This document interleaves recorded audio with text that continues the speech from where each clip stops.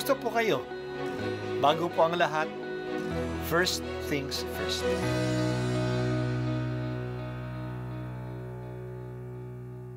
Good morning po. Sinisimulan po natin ngayon ang first things first. At dito po, tinatalakay natin sa unang bahagi ng umaga natin ay ang first readings na binabasa po sa banal na misa. Ito pong tinatalakay natin kasi madalas po kasi marami na tayong alam tungkol sa gospel readings. Pero konti po ang nagsasalita sa first readings. Pero ang first readings, bahagi din po yan ng Biblia, ng banal na kasulatan. Kaya susubaybayan po natin ang mga first readings, basahin po natin at kuminsan kailangan ng basahin ng 2 o 3 beses bago maintindihan kasi hindi po tayo familiar sa mga istorya at sa mga kaisipan na tinatalakay dito. Ang pagbasa mula sa aklat ng mga kawikaan. Ang lahat ng salita ng Diyos ay mapananaligan at siya ang kanlungan ng mga nananalig sa Kanya. Huwag mong daragdagan ang Kanyang salita, pagkat pagsasabihan Kanya na isang sinungaling. Diyos ko, may hihilingin akong 2 bagay bago ako mamatay. Huwag akong bayaang maging sinungaling. Huwag mo akong payamanin o paghirapin. Sapat na pagkain lamang ang ibigay mo sa akin. Baka kung managana ako, ay masabi kong hindi na kita kailangan. Baka naman kung maghirap ako'y matuto akong magnakaw at sa gayoy malapastangan kita. Ang salita ng Diyos. Salamat sa Diyos. Hinihikaya tayong manalig sa salita ng Diyos. Ito'y maaasahan. Huwag natin pasalitain ang Diyos sa mga hindi naman niya sinasabi.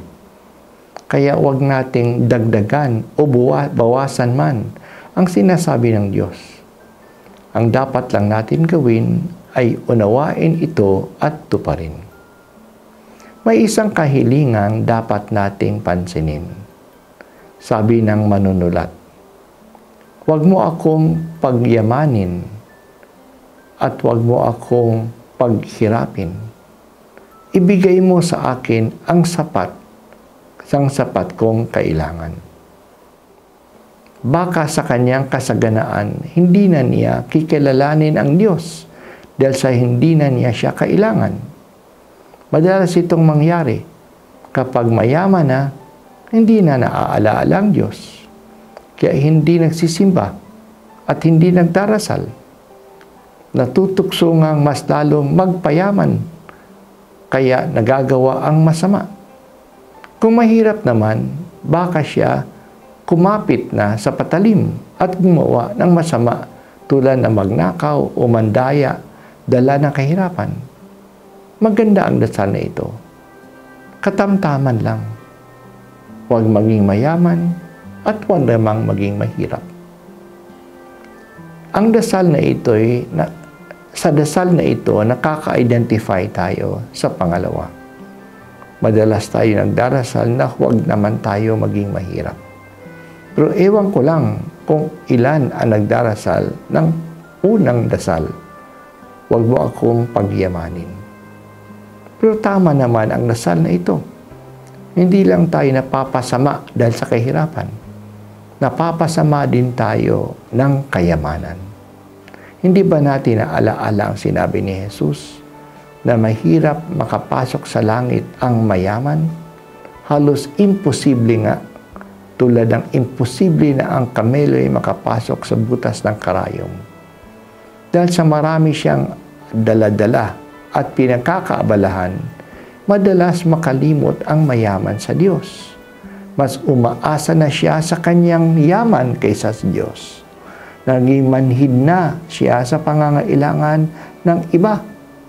Hinihiwalay na niya ang kanyang sarili sa iba.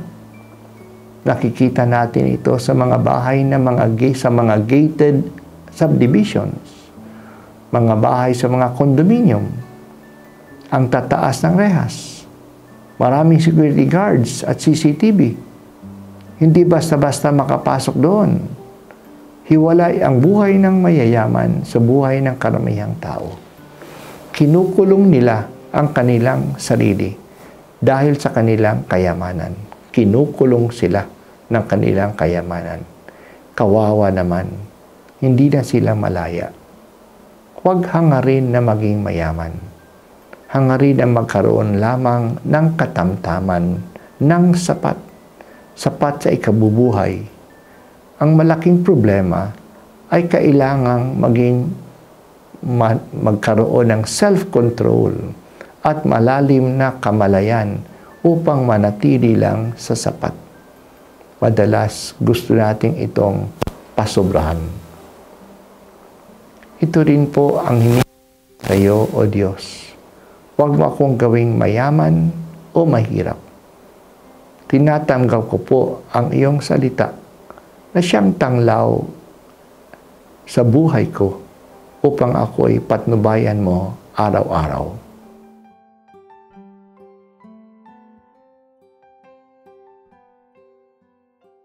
At ako po ay si Bishop Broderick Pabilio dito sa First Things First.